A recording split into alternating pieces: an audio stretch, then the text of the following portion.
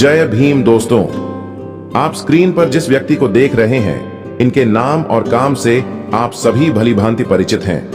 इनका नाम है अनिरुद्धाचार्य और ये भागवत कथा वाचन का काम करते हैं। वर्षों पहले इनकी एक वीडियो वायरल हुई थी जिसमें ये साफ साफ शब्दों में कह रहे थे कि भारत का संविधान बाबा साहब अंबेडकर ने नहीं बनाया था। हालांकि इस बयान के बाद उन्हें लोगों के सामने आकर माफी भी मांगनी पड़ी थी।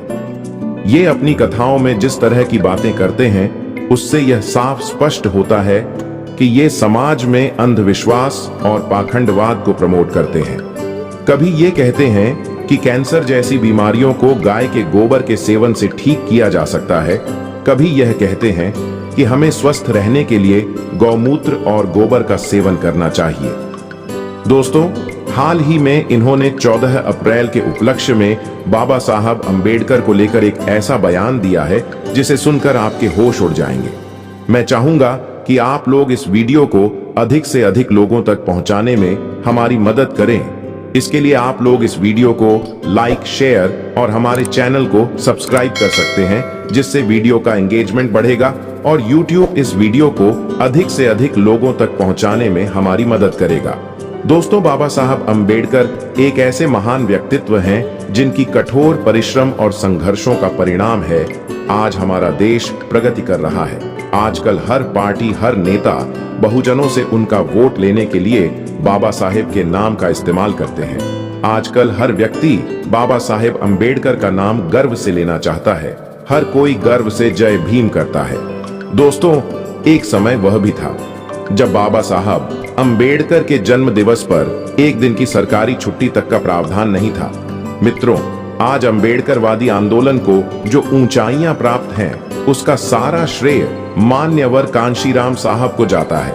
उन्होंने इस देश के शोषित, पीड़ित, वंचित, पिछड़े समाज को बाबा साहब अंबेडकर के योगदान के बारे में परिचित कराया और इस देश में बहुजन राजनीति की नींव रखी। दोस्तों, हम आपको अनिरुद्धाचार्य के उस बयान के बारे में बताना शुरू करें, उससे पहले हम आपको मान्यवर कांशीराम साहब के बारे में कुछ महत्वपूर्ण जानकारी देना चाहेंगे। मान्यवर कांशीराम जी की कहानी ऐसी है जिसमें संघर्ष, सपने और समाज के प्रति एक अटूट समर्पण का संगम देखने को मिलता है। उनका जन्म 15 मार्च 1934 को पंजाब के रोपड़ जिले के ख्वासपुर गांव में हुआ था। यह गांव, जो अब रूपनगर जिले में आता है, उस समय ब्रिटिश भारत का हिस्सा था। कांशीराम एक रैदासी सिख परिवार में पैदा हुए, जहां उनके पिता हरदास राम और माता बीरावती देवी ने उन्हें संस्कार और शिक्षा के साथ बड़ा किया। कांशीराम का परिवार आर्थिक रूप से कमजोर था। उनके पिता एक छोटे से खेत के मालिक थे, जिससे वे अपने परिवार का गुजारा करते थे। परिवार में कांशीराम के अलावा 2 और भाई बहन थे। बचपन से ही कांशीराम ने अपने घर के आर्थिक हालात को देखा और महसूस किया कि जीवन में आगे बढ़ने के लिए शिक्षा ही एकमात्र रास्ता है। कांशीराम ने अपनी प्रारंभिक शिक्षा गांव के ही एक स्कूल से प्राप्त की। उनके स्कूल की सुविधाएं बहुत कम थीं, लेकिन उनकी जिज्ञासा और सीखने की ललक असीमित थी। वे एक मेधावी छात्र थे जो हमेशा अपनी कक्षा में अव्वल रहते। उनके शिक्षकों ने उनकी प्रतिभा को पहचाना और उन्हें आगे बढ़ने के लिए प्रेरित किया। सामाजिक भेदभाव का सामना बचपन में ही कांशीराम ने जातिगत भेदभाव का सामना किया। उन्होंने देखा कि कैसे उनके समुदाय के लोगों को उनके अधिकारों से वंचित रखा जाता है, कैसे उन्हें स्कूल में अलग बैठाया जाता है और कैसे उनकी प्रतिभा को कम आंका जाता है। ये अनुभव उन्हें गहरे तक प्रभावित करते रहे और उन्होंने यह संकल्प लिया कि वे अपने समुदाय के लिए कुछ करेंगे। आर्थिक स्थिति के कारण कांशीराम को अपनी पढ़ाई बीच में छोड़नी पड़ी। उन्होंने विभिन्न काम किए, जैसे खेतों में काम करना, मजदूरी करना और कभी-कभी छोटे-मोटे व्यवसाय में हाथ बटाना। इन सभी कठिनाइयों के बीच उन्होंने अपनी शिक्षा को जारी रखने का प्रयास किया। पूना में शिक्षा उन्होंने अपनी उच्च शिक्षा के लिए पूना का रुख किया, जहां उन्होंने पूना विश्वविद्यालय से BSc की डिग्री हासिल की। इस दौरान उन्होंने अपनी आर्थिक स्थिति को सुधारने के लिए विभिन्न नौकरियां की। पूना में रहते हुए उन्होंने कई ऐसे सामाजिक कार्यकर्ताओं से मुलाकात की जो उनके जीवन पर गहरा प्रभाव डालने वाले थे। कांशीराम का बचपन उन्हें सामाजिक न्याय और राजनीतिक समझ के प्रति जागरूक बना रहा। उन्होंने देखा कि कैसे बाबा साहेब अम्बेडकर के विचारों ने दलितों को एक नया दृष्टिकोण दिया। उन्होंने अम्बेडकर के लेखन और विचारों को पढ़ा, जिसने उन्हें दलितों के उत्थान के लिए राजनीतिक रास्ता चुनने की प्रेरणा दी। कांशीराम ने रक्षा उत्पादन विभाग में नौकरी की, जहां उन्होंने पुनः जातिगत भेदभाव का सामना किया। यहां उन्होंने देखा कि कैसे दलित और पिछड़े वर्ग के कर्मचारी अपने अधिकारों से वंचित थे। इसने उन्हें और अधिक दृढ़ता से अपने समुदाय के लिए काम करने के लिए प्रेरित किया। राजनीतिक यात्रा की शुरुआत उनके बचपन और युवावस्था की कहानी उनकी राजनीतिक यात्रा की नींव रखती है। उन्होंने अपने समुदाय के लिए काम करने का संकल्प लिया और धीरे धीरे राजनीतिक गतिविधियों में शामिल होना शुरू किया। उन्होंने B.R. अम्बेडकर के विचारों को आगे बढ़ाने और दलितों के लिए राजनीतिक प्लेटफॉर्म तैयार करने का प्रयास किया। उनकी जीवन यात्रा ने उन्हें एक ऐसे नेता के रूप में उभारा जो दलितों के अधिकारों के लिए अपना जीवन समर्पित कर दिया। 1958 में स्नातक पूरा करने के बाद कांशीराम ने पुणे के रक्षा उत्पादन विभाग में एक वैज्ञानिक सहायक के रूप में नौकरी शुरू की।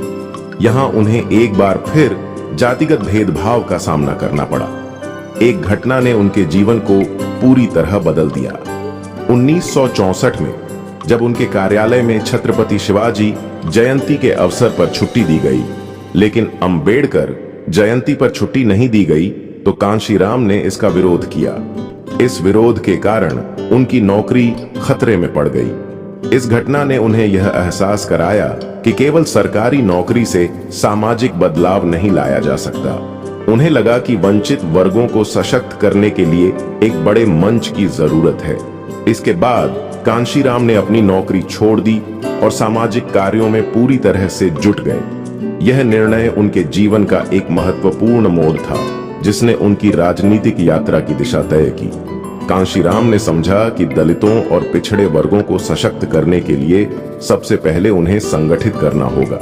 इसके लिए उन्होंने 6 दिसंबर 1978 को बामसेफ की स्थापना की। बामसेफ का उद्देश्य सरकारी और गैर सरकारी कर्मचारियों को एकजुट करना था, ताकि वे अपने अधिकारों के लिए लड़ सकें। बामसेफ कोई साधारण संगठन नहीं था। यह एक ऐसा मंच था जिसने न केवल कर्मचारियों को एकजुट किया, बल्कि उनके भीतर सामाजिक और राजनीतिक जागरूकता भी पैदा की। कांशीराम ने इस संगठन के माध्यम से लोगों को यह समझाया कि उनकी समस्याएं व्यक्तिगत नहीं, बल्कि सामाजिक और संरचनात्मक हैं। उन्होंने बामसेफ के सदस्यों को प्रशिक्षित किया कि वे अपने समुदायों में जाकर लोगों को संगठित करें और उनके अधिकारों के लिए आवाज उठाएं। कांशीराम की रणनीति अनूठी थी। उन्होंने बामसेफ को एक गैर राजनीतिक संगठन के रूप में शुरू किया, ताकि यह विभिन्न विचारधाराओं के लोगों को एक साथ ला सके। इसके माध्यम से उन्होंने लाखों लोगों को जोड़ा, खासकर उन दलित और पिछड़े वर्ग के कर्मचारियों को जो अपनी नौकरियों में भेदभाव का सामना कर रहे थे। कांशीराम की सबसे बड़ी ताकत थी उनकी सादगी और जनता के बीच सीधा संवाद। 1980 के दशक की शुरुआत में उन्होंने पूरे भारत में साइकिल यात्राएं शुरू की। ये यात्राएं केवल प्रचार के लिए नहीं थीं, बल्कि उनका मकसद गांव-गांव तक पहुंचकर लोगों को उनके अधिकारों के प्रति जागरूक करना था। वे साइकिल पर सवार होकर छोटे-छोटे गांवों और कस्बों में जाते, लोगों से मिलते और उनकी समस्याएं सुनते। उनकी बातचीत का अंदाज इतना सरल और प्रभावी था कि लोग तुरंत उनसे जुड़ जाते। कांशीराम ने अपनी साइकिल यात्राओं के दौरान पाए से पाए तक का नारा दिया, जिसका मतलब था कि हर व्यक्ति को अपने पैरों पर खड़ा होना होगा। इन यात्राओं ने कांशीराम को एक जननेता के रूप में स्थापित किया। उन्होंने न केवल दलितों बल्कि अन्य वंचित समुदायों जैसे आदिवासियों, मुसलमानों और पिछड़े वर्गों को भी अपने साथ जोड़ा। उनकी यह रणनीति बाद में उनकी राजनीतिक सफलता का आधार बनी। बामसेफ के बाद कांशीराम ने 1981 में DS4 की स्थापना की। यह संगठन बामसेफ से एक कदम आगे था, क्योंकि इसका लक्ष्य न केवल कर्मचारियों को संगठित करना था, बल्कि पूरे वंचित समुदाय को राजनीतिक रूप से जागरूक करना था।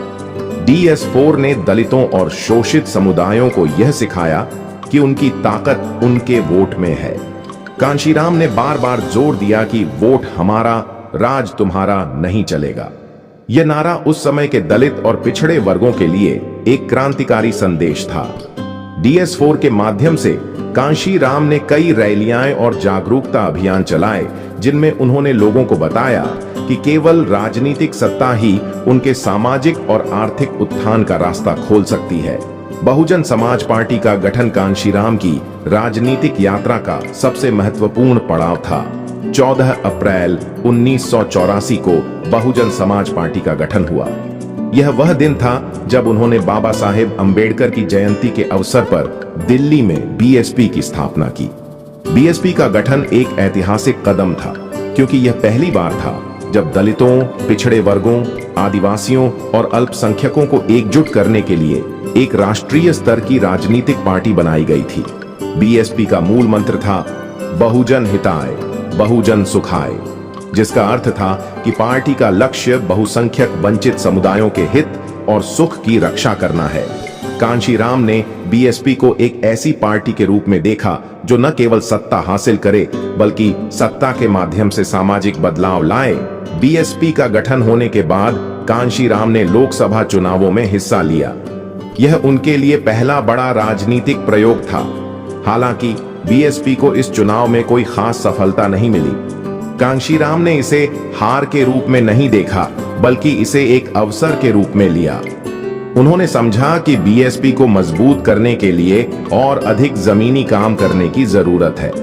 कांशीराम ने उत्तर प्रदेश, बिहार, मध्य प्रदेश और पंजाब जैसे राज्यों में BSP का आधार बढ़ाने पर ध्यान दिया। उन्होंने गांव-गांव में कार्यकर्ताओं को भेजा जो लोगों को BSP के विचारों से जोड़ते थे। उनकी उत्तर प्रदेश में बढ़ता प्रभाव उत्तर प्रदेश कांशीराम की राजनीतिक यात्रा का केंद्र बन गया। यहाँ की सामाजिक संरचना, जहाँ दलित और पिछड़े वर्गों की आबादी बहुत अधिक थी, ने BSP को एक मजबूत आधार दिया। 1989 के विधानसभा चुनावों में BSP ने पहली बार उत्तर प्रदेश में कुछ सीटें जीतीं, जो पार्टी के लिए एक बड़ी उपलब्धि थी। कांशीराम ने यहां अपनी रणनीति को और तेज किया। उन्होंने दलितों के साथ साथ अन्य वंचित समुदायों जैसे कुर्मी, यादव और मुसलमानों को भी अपने साथ जोड़ा। उनकी रणनीति थी कि सभी वंचित समुदायों को एकजुट करके एक ऐसा गठजोड़ बनाया जाए जो सवर्ण प्रधान पार्टियों को चुनौती दे सके। कांशीराम की राजनीतिक यात्रा में एक और महत्वपूर्ण मोड़ आया जब उन्होंने मायावती को अपने उत्तराधिकारी के रूप में चुना। मायावती, जो एक साधारण परिवार से थीं, ने कांशीराम के मार्गदर्शन में BSP के लिए काम करना शुरू किया। कांशीराम ने मायावती की प्रतिभा को पहचाना और उन्हें नेतृत्व की जिम्मेदारी सौंपने का फैसला किया। 90 के दशक में जब कांशीराम का स्वास्थ्य खराब होने लगा, मायावती ने BSP की कमान संभाली। कांशीराम ने उन्हें पूरी आजादी दी और उन्हें एक मजबूत नेता के रूप में उभरने में मदद की। यह उनकी दूरदर्शिता का सबूत था कि उन्होंने समय रहते नेतृत्व का हस्तांतरण किया। कांशीराम ने यह समझा कि अकेले BSP पूर्ण बहुमत हासिल नहीं कर सकती, इसलिए उन्होंने गठबंधन की रणनीति अपनाई। BSP ने समाजवादी पार्टी के साथ गठबंधन किया और उत्तर प्रदेश विधानसभा चुनावों में शानदार प्रदर्शन किया। इस गठबंधन ने मुलायम सिंह यादव को मुख्यमंत्री बनाया और BSP को सरकार में हिस्सेदारी मिली। हालांकि यह गठबंधन ज्यादा समय तक नहीं चला। कांशीराम ने जल्द ही महसूस किया कि गठबंधन में BSP की विचारधारा कमजोर हो रही है। इसके बाद उन्होंने फैसला किया कि BSP को अपने दम पर सत्ता हासिल करनी होगी। 1950 में BSP ने उत्तर प्रदेश में पहली बार अपनी सरकार बनाई और मायावती राज्य की मुख्यमंत्री बनी। यह कांशीराम के लिए उनकी मेहनत का फल था। हालांकि यह सरकार केवल कुछ महीनों तक चली, लेकिन इसने दलित समुदाय में एक नई उम्मीद जगाई। कांशीराम ने इस अवसर का उपयोग करके BSP को और मजबूत किया। उन्होंने कार्यकर्ताओं को प्रेरित किया कि वे सत्ता को केवल एक लक्ष्य नहीं, बल्कि सामाजिक बदलाव का साधन माने। उनके नेतृत्व में BSP ने कई सामाजिक सुधार किए, जैसे दलितों के लिए स्कूलों और अस्पतालों का निर्माण और उनके लिए सरकारी योजनाओं का लाभ सुनिश्चित करना। 90 के दशक के अंत तक बीएसपी ने न केवल उत्तर प्रदेश बल्कि मध्य प्रदेश, बिहार, पंजाब और अन्य राज्यों में भी अपनी उपस्थिति दर्ज की। कांशीराम ने राष्ट्रीय स्तर पर पार्टी को मजबूत करने के लिए कई रैलियां और अभियान चलाए। उनकी रणनीति थी कि बीएसपी को एक ऐसी पार्टी के रूप में स्थापित किया जाए जो सभी वंचित वर्गों की आवाज बन सके। 1999 के लोकसभा चुनावों में बीएसपी ने कई सीटें जीती और राष्ट्रीय स्तर पर अपनी ताकत दिखाई। कांशीराम ने इस दौरान कई बार जोर दिया कि बीएसपी का लक्ष्य केवल सत्ता हासिल करना नहीं, बल्कि सत्ता के माध्यम से सामाजिक समानता लाना है। वर्ष 2000 के दशक की शुरुआत में कांशीराम का स्वास्थ्य खराब होने लगा। मधुमेह और अन्य बीमारियों ने उन्हें कमजोर कर दिया, लेकिन उनकी इच्छा शक्ति अटल रही। वे बीमार होने के बावजूद कार्यकर्ताओं से मिलते और उन्हें प्रेरित करते। 2003 में उन्होंने मायावती को पूरी तरह से बीएसपी की कमान सौंप दी। यह उनके जीवन का एक भावनात्मक क्षण था, क्योंकि उन्होंने अपनी जिंदगी का मकसद मायावती के कंधों पर डाला। कांशीराम का मानना था कि मायावती उनके सपने को और आगे ले जाएंगी। 9 अक्टूबर 2006 को कांशीराम का नई दिल्ली में निधन हो गया। उनके निधन ने पूरे देश में शोक की लहर दौड़ा दी। लाखों लोग उनके अंतिम दर्शन के लिए उमड़ पड़े। कांशीराम का जाना केवल एक व्यक्ति का जाना नहीं था, बल्कि यह एक युग का अंत था। उनकी विरासत आज भी जीवित है। बीएसपी आज भी भारत की एक प्रमुख राजनीतिक पार्टी है और मायावती ने उनके सपनों को साकार करने की दिशा में काम किया। कांशीराम ने दलितों और वंचित वर्गों को यह सिखाया कि उनकी ताकत उनकी एकता में है। कांशीराम का सबसे बड़ा सामाजिक योगदान उनकी बहुजन की अवधारणा थी। उन्होंने समाज को 2 हिस्सों में बांटा, 85% बहुजन और 15% अभिजन। उनका मानना था कि बहुजन समाज ही असली भारत है और इसे सशक्त करना ही उनका लक्ष्य है। इस अवधारणा ने सामाजिक स्तर पर एक क्रांति ला दी। कांशीराम ने लोगों को यह समझाया कि उनकी संख्या उनकी ताकत है और अगर वे एकजुट हों तो कोई भी शक्ति उन्हें दबा नहीं सकती। इस विचार ने दलित और वंचित वर्गों में एक नई चेतना पैदा की और उन्हें अपने अधिकारों के लिए लड़ने का हौसला दिया। कांशीराम ने अपने सामाजिक कार्यों में शिक्षा को बहुत महत्व दिया। उनका मानना था कि शिक्षा ही वह हथियार है जो वंचित समुदायों को आजादी और सम्मान दिला सकता है। उन्होंने अपने संगठनों के माध्यम से लोगों को शिक्षित होने के लिए प्रेरित किया और कई स्थानों पर छोटे छोटे स्कूलों की स्थापना में मदद की। उन्होंने आत्मसम्मान की भावना को भी बढ़ावा दिया। कांशीराम कहते थे, हमें किसी की दया नहीं चाहिए, हमें अपना हक चाहिए। इस संदेश ने लोगों को यह सिखाया कि वे अपने भाग्य के निर्माता खुद बने। यह सामाजिक योगदान उनके कार्यों का एक ऐसा पहलू था जिसने समाज के सबसे निचले तबके को भी ऊपर उठने का सपना दिखाया। महिलाओं और युवाओं को सशक्त करना कांशीराम के सामाजिक योगदान में महिलाओं और युवाओं को सशक्त करना भी शामिल था। उन्होंने महिलाओं को संगठन में शामिल होने के लिए प्रोत्साहित किया और उन्हें नेतृत्व की भूमिकाएं दी। मायावती का उदय इसका सबसे बड़ा उदाहरण है। कांशीराम ने मायावती को न केवल अपना उत्तराधिकारी बनाया, बल्कि उन्हें एक मजबूत नेता के रूप में स्थापित करने में मदद की। युवाओं के लिए भी कांशीराम ने कई कार्यक्रम शुरू किए। उन्होंने युवाओं को यह समझाया कि वे ही समाज के भविष्य हैं और उन्हें बदलाव की बागडोर संभालनी होगी। उनके संगठनों में युवाओं की भागीदारी ने सामाजिक आंदोलनों को नई ऊर्जा दी। कांशीराम ने अपने सामाजिक योगदान के जरिए कई कुरीतियों के खिलाफ लड़ाई लड़ी। उन्होंने छुआछूत, जातिगत शोषण और आर्थिक असमानता जैसी समस्याओं को उजागर किया और इसके खिलाफ लोगों को संगठित किया। उनकी सभाओं में वे बार बार कहते थे कि जाति एक बीमारी है और इसे खत्म करना हमारा कर्तव्य है। उन्होंने समाज में समानता की भावना को बढ़ावा दिया।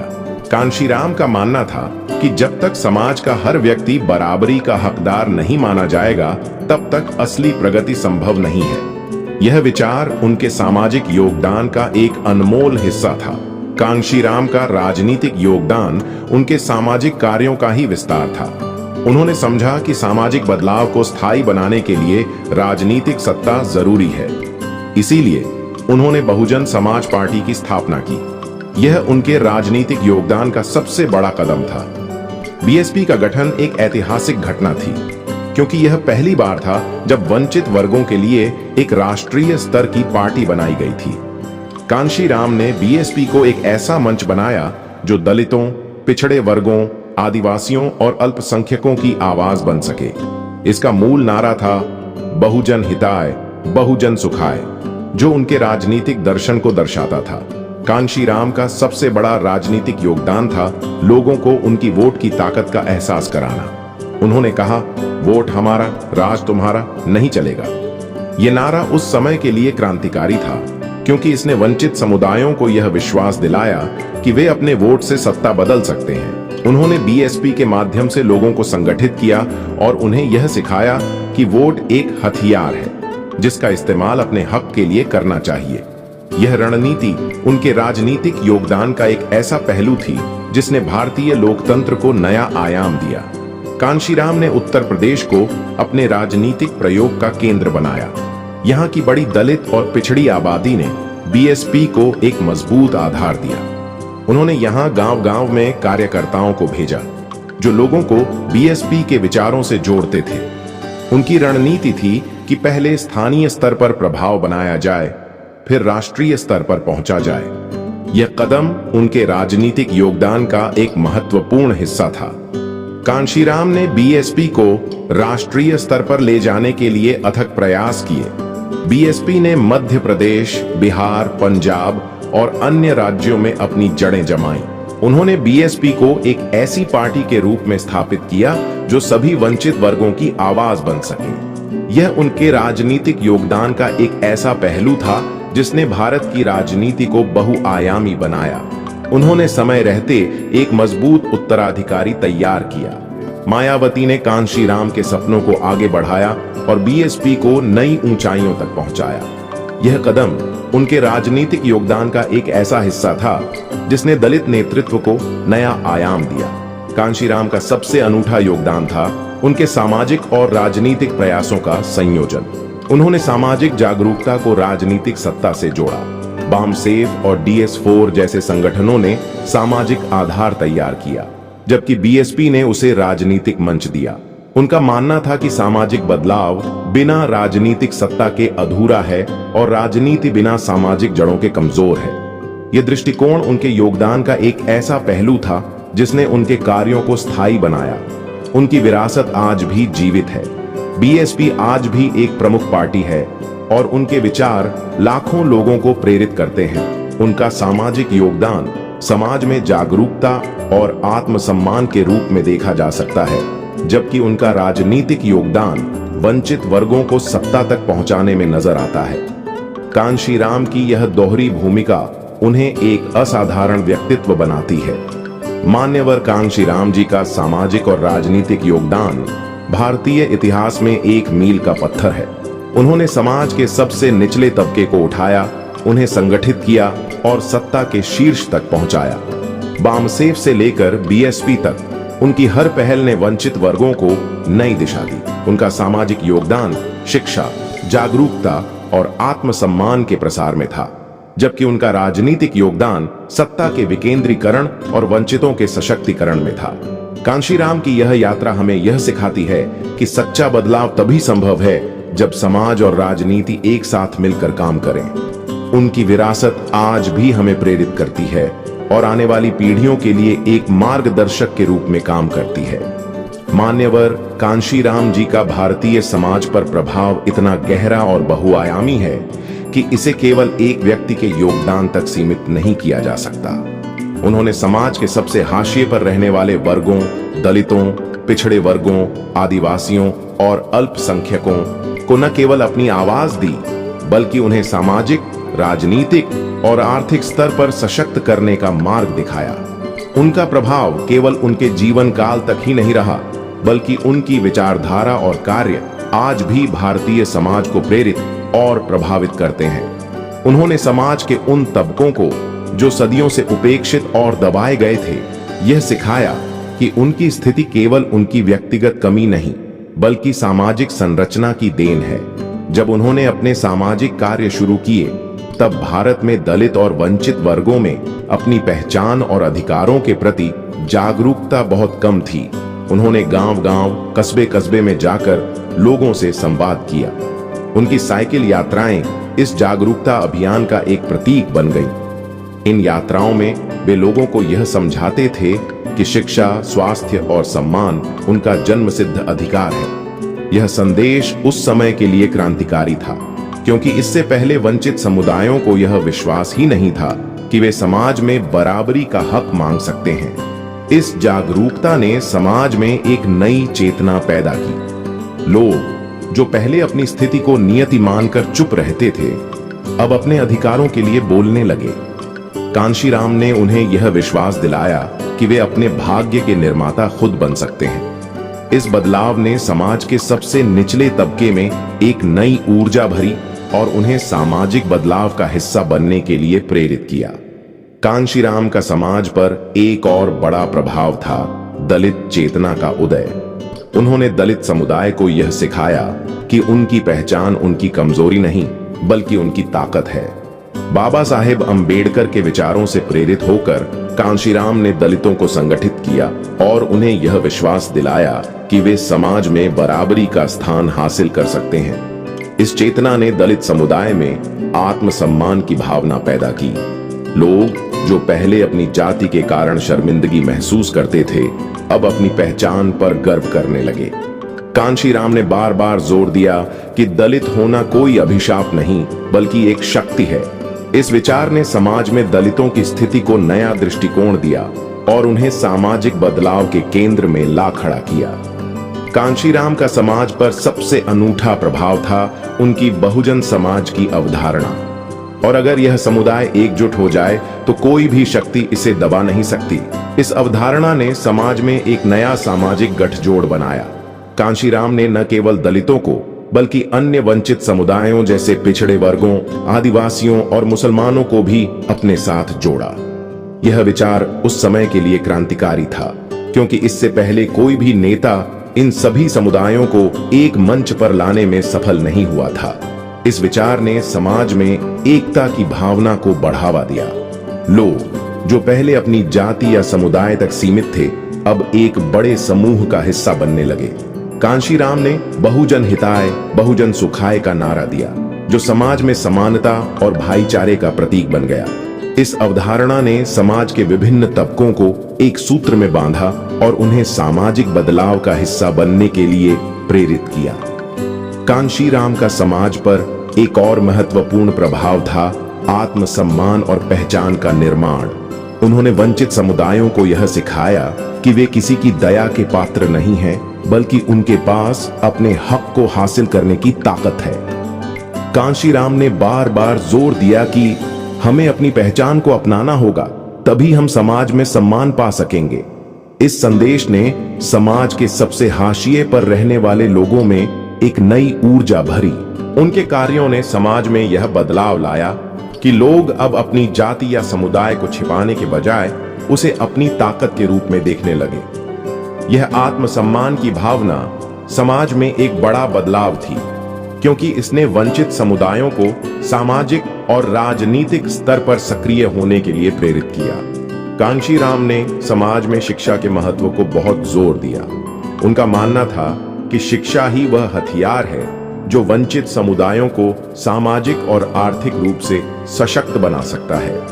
उन्होंने अपने संगठनों के माध्यम से लोगों को शिक्षित होने के लिए प्रेरित किया और कई स्थानों पर छोटे छोटे स्कूलों और शिक्षण केंद्रों की स्थापना में मदद की। उनके इस प्रयास का समाज पर गहरा प्रभाव पड़ा। लोग जो पहले शिक्षा को अपने लिए असंभव मानते थे, अब अपने बच्चों को स्कूल भेजने लगे। कांशीराम ने यह समझाया कि शिक्षा केवल नौकरी पाने का साधन नहीं, बल्कि समाज में बराबरी का हक हासिल करने का रास्ता है। इस विचार ने समाज में शिक्षा के प्रति जागरूकता बढ़ाई और वंचित समुदायों को सामाजिक सशक्तिकरण की दिशा में ले गया। इसके अलावा कांशीराम ने अपने संगठनों के माध्यम से लोगों को व्यावसायिक प्रशिक्षण और कौशल विकास के अवसर भी प्रदान किए। कांशीराम का समाज पर एक और महत्वपूर्ण प्रभाव था महिलाओं का सशक्तिकरण। उन्होंने महिलाओं को सामाजिक और राजनीतिक आंदोलनों में सक्रिय रूप से शामिल होने के लिए प्रोत्साहित किया। उनका मानना था कि समाज का उत्थान तभी संभव है जब उसका आधा हिस्सा महिलाएं भी बराबरी का हक पाएं। मायावती को नेतृत्व सौंपना उनके इस दृष्टिकोण का सबसे बड़ा उदाहरण है। कांशीराम ने मायावती को न केवल अपना उत्तराधिकारी बनाया, बल्कि उन्हें एक मजबूत और स्वतंत्र नेता के रूप में स्थापित करने में मदद की। मायावती का उदय समाज में दलित महिलाओं के लिए एक प्रेरणा बन गया, क्योंकि इसने दिखाया कि एक साधारण परिवार की महिला भी सत्ता के शीर्ष तक पहुंच सकती है। कांशीराम का समाज पर प्रभाव उनकी सामाजिक कुरीतियों के खिलाफ लड़ाई में भी देखा जा सकता है। उन्होंने छुआछूत, जातिगत भेदभाव और शोषण जैसी समस्याओं को उजागर किया और इसके खिलाफ लोगों को संगठित किया। उनकी सभाओं में वे बार बार कहते थे कि जाति एक बीमारी है और इसे खत्म करना हमारा कर्तव्य है। उनके इस प्रयास ने समाज में एक नई बहस छेड़ दी। लोग जो पहले इन कुरीतियों को सामान्य मानते थे, अब इनके खिलाफ बोलने लगे। कांशीराम ने यह समझाया कि ये कुरीतियां समाज को कमजोर करती हैं और इन्हें खत्म करना हर व्यक्ति का दायित्व है। इस विचार ने समाज में समानता की भावना को बढ़ावा दिया और लोगों को एकजुट होने के लिए प्रेरित किया। इसके अलावा कांशीराम ने सामाजिक सुधार के लिए कई कार्यक्रम शुरू किए। उन्होंने अपने संगठनों के माध्यम से लोगों को यह सिखाया कि वे अपने समुदाय में बदलाव ला सकते हैं। यह उनके सामाजिक प्रभाव का एक ऐसा पहलू था जिसने समाज की नींव को मजबूत करने में मदद की। कांशीराम का समाज पर एक और बड़ा प्रभाव था सामाजिक संगठन और एकता को बढ़ावा देना।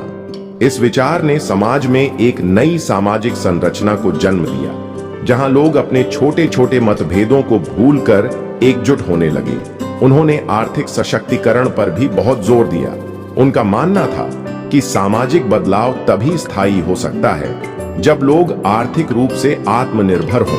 उन्होंने अपने संगठनों के माध्यम से लोगों को छोटे छोटे व्यवसाय शुरू करने के लिए प्रोत्साहित किया।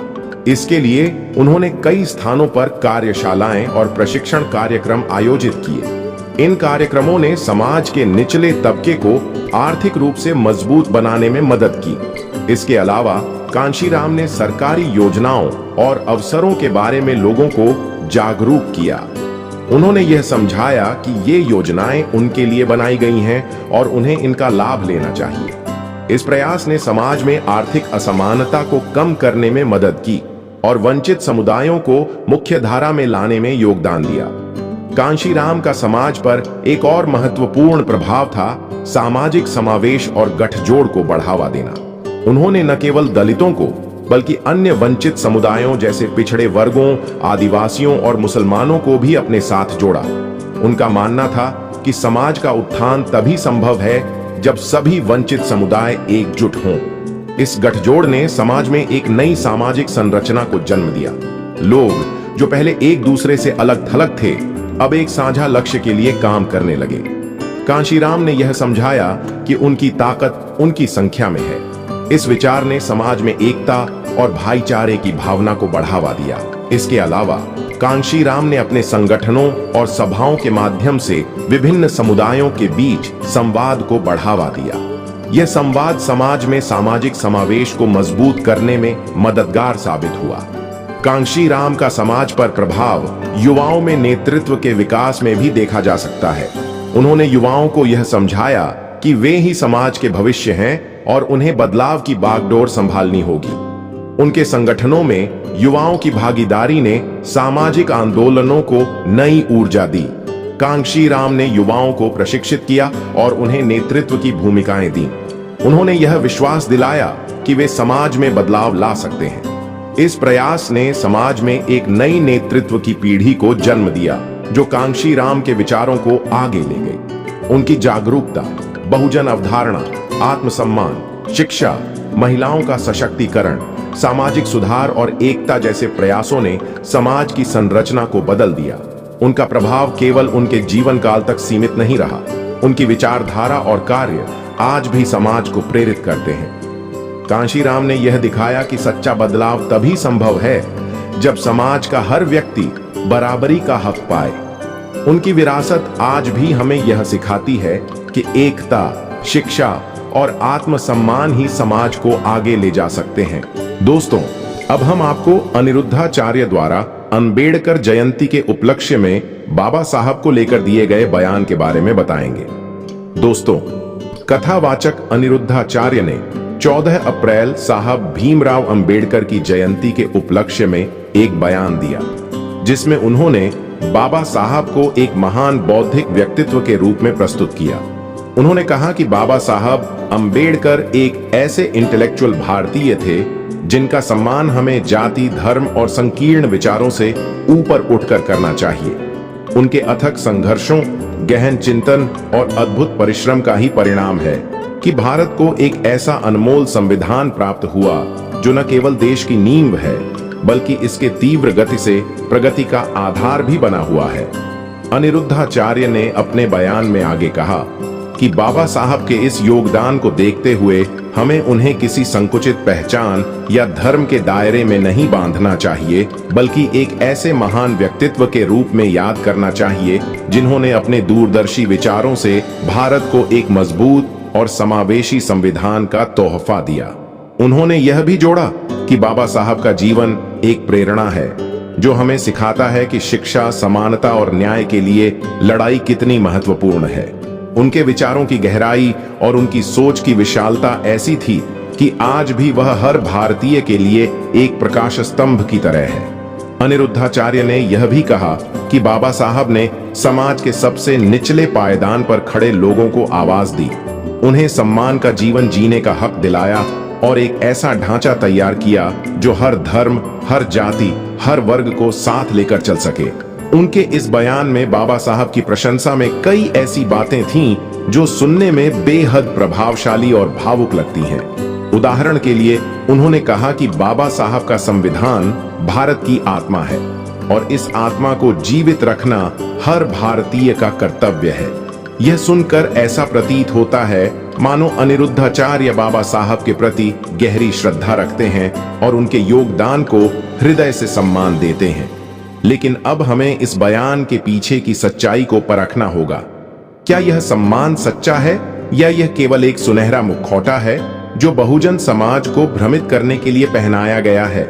आइए इस बात को गहराई से समझें। अनिरुद्धाचार्य का यह बयान जितना सुंदर और प्रेरक लगता है उतना ही संदेहास्पद भी है। हमें यह नहीं भूलना चाहिए कि यही अनिरुद्धाचार्य समय समय पर हिंदू राष्ट्र की वकालत करते रहे हैं जो बाबा साहब के संविधान के मूल सिद्धांतों, समानता, धर्मनिरपेक्षता और सामाजिक न्याय के खिलाफ है। बाबा साहब ने अपना पूरा जीवन जातिवाद, धार्मिक संकीर्णता और असमानता के खिलाफ लड़ते हुए बिताया और उनका संविधान इसी विचारधारा का प्रतीक है। फिर भला ऐसा व्यक्ति जो हिंदू राष्ट्र की बात करता हो बाबा साहब के प्रति सच्ची श्रद्धा कैसे रख सकता है? यहाँ एक गहरी विसंगति नजर आती है जो उनके इस कथित सम्मान को संदिग्ध बनाती है। इसके अलावा कुछ समय पहले अनिरुद्धाचार्य ने एक और विवादास्पद बयान दिया था जिसमें उन्होंने दावा किया था कि भारत का संविधान बाबा साहब अंबेडकर ने नहीं लिखा। इस बयान से बहुजन समाज में भारी आक्रोश फैला था और बाद में उन्हें इसके लिए माफी भी मांगनी पड़ी। लेकिन क्या यह माफी सच्चे मन से थी या केवल जनता के गुस्से को शांत करने का एक नाटक? उनके इस पुराने बयान से साफ झलकता है कि उनके मन में बाबा साहब के प्रति कोई सच्चा सम्मान नहीं है, बल्कि एक छिपी हुई नफरत और विरोध की भावना है। अब 14 अप्रैल के मौके पर उनका यह नया बयान, जिसमें वह बाबा साहब की तारीफों के पुल बांध रहे हैं, महज एक दिखावा प्रतीत होता है। यह ऐसा लगता है जैसे वह अपने पुराने कृत्यों को ढकने और बहुजन समाज को गुमराह करने के लिए यह नया नाटक रच रहे हों। यहाँ तक कि उनके मौजूदा बयान को गौर से देखें तो उसमें भी एक सूक्ष्म पाखंड छिपा हुआ है। वह कहते हैं कि बाबा साहब को जाति और धर्म से ऊपर उठकर सम्मान देना चाहिए, लेकिन क्या वह खुद इस बात पर अमल करते हैं? हिंदू राष्ट्र की मांग करने वाला व्यक्ति जो धार्मिक एकरूपता की बात करता हो, वह बाबा साहब के समावेशी और धर्मनिरपेक्ष विचारों का सम्मान कैसे कर सकता है? यह स्पष्ट है कि उनके शब्द और कर्म में कोई तालमेल नहीं है। उनके ये मधुर वचन केवल एक जाल है जिसका उद्देश्य बहुजन समाज को भ्रम में डालना और अपनी छवि को चमकाना है। बाबा साहब का संविधान भारत को एकजुट रखने और हर वर्ग को समान अधिकार देने का प्रतीक है, लेकिन अनिरुद्धाचार्य जैसे लोग जो इस संविधान के खिलाफ विचारधारा रखते हैं, उनके लिए बाबा साहब की प्रशंसा करना केवल एक ढोंग है। उनके हृदय में बाबा साहब के प्रति कोई सच्ची श्रद्धा नहीं, बल्कि एक गहरी नफरत और विरोध की भावना भरी हुई है, जो उनके पिछले बयानों और हिंदू राष्ट्र की वकालत से बार बार उजागर होती है।